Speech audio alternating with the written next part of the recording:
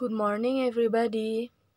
Okay, now we will continue our lesson. It's chapter 5 with entitled Let's Visit Niagara Falls. Oke, selamat pagi semuanya. Sekarang kita akan melanjutkan pembelajaran kita di bab 5 dengan judul Mari kita mengunjungi air terjun Niagara. Nah, jadi di sini kita akan belajar tentang mengingat tentang chapter sebelumnya, yaitu which one is your best getaway. Nah, ini ada hubungannya dengan chapter 5. They have relation in descriptive text. Oke. Di chapter 4 sebelumnya kita juga belajar tentang descriptive text. Apa itu teks deskripsi? Nah, saya harap kalian semua masih mengingat apa itu deskripsi teks. Bagaimana itu deskripsi teks dan bagaimana dia ciri-cirinya dan bagaimana strukturnya. Nah, sedikit menjelaskan, deskriptif teks itu adalah sebuah teks yang akan menjelaskan ataupun menggambarkan suatu tempat, suatu barang, dan seseorang. Nah, jadi deskriptif teks itu adalah paragraf yang terisi tentang bagaimana penggambaran gitu. Nah, terus strukturnya itu ada identifikasi, yaitu yang berisi gambaran umum tentang suatu topik. Nah, identifikasinya itu gambaran umum. Dan selanjutnya description text, yaitu berisi ciri-ciri khusus yang dimiliki oleh benda, hewan, atau orang atau tempat yang dijelaskan itu. Nah, jadi kamu harus mengingat ini sebelum kita masuk ke chapter 5. Nah, ciri-cirinya kan kemarin ada 3.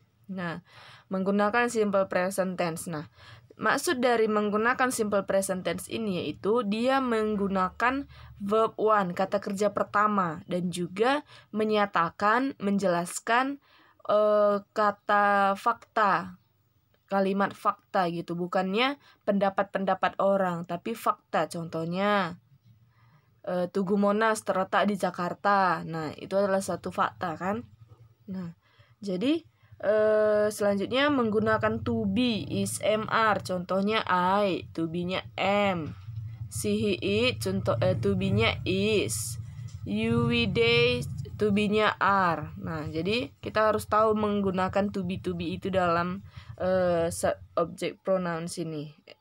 Oke, selanjutnya yang ketiga hanya fokus pada satu objek tertentu. Nah, di dalam descriptive text ini kita tidak boleh menjelaskan dua topik.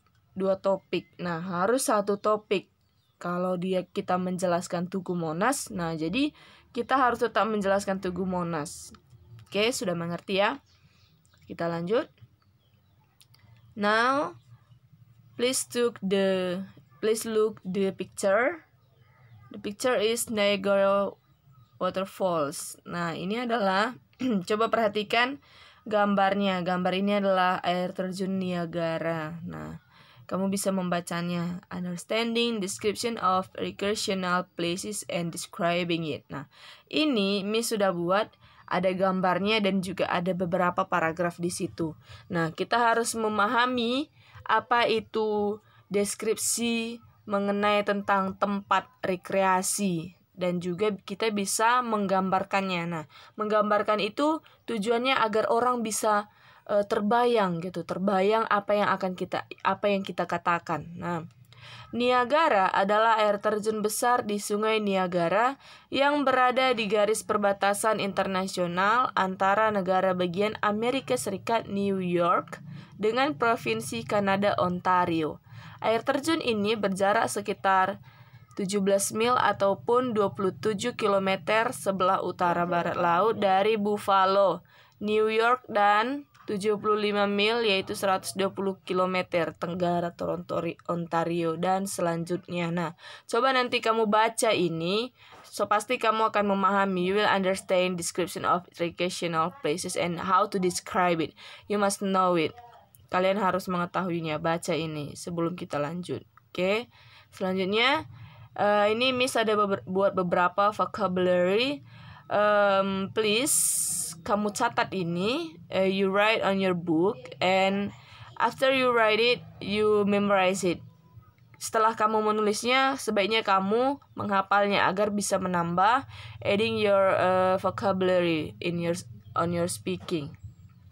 Like crush, gorge, dusk, preservation, mist, scenic, sanctuary, exhilarating, illuminated, attractions, pounding, soaked, waterproof, charm, and plunk.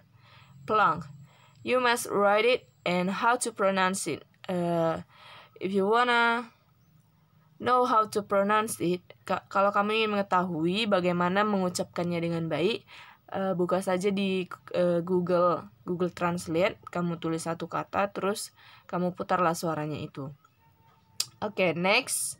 Ini Miss ada buat tugas describing or presenting information about a particular place. Nah, jadi di sini ada 3 gambar. Silahkan pilih satu gambar ini dan buatlah describing or presenting information. Nah, informationnya. Jadi kamu harus buat Lake Toba itu seperti apa, Bromo Mound itu seperti apa, Borobudur Temple itu seperti apa. Nah, berusahalah Anda untuk membuat kalimat ini, untuk membuat kalimat describe-nya atau presenting information-nya agar orang lain bisa menghayalkannya, menggambarkannya, mengimajinasikannya. Nah, berusahalah untuk membuatnya itu. Biar nanti Miss kalau baca tugas kalian tuh Miss bisa, oh seperti ini. Oh, jadi Lake Toba itu seperti ini, atau Bromo Mound itu seperti ini, atau Borobudur Temple itu seperti ini. Nah, jadi ini tugasnya. Oke, sekian dari Miss. Thank you very much for your attention, and I hope you can join this chapter, and please do the homework. Thank you.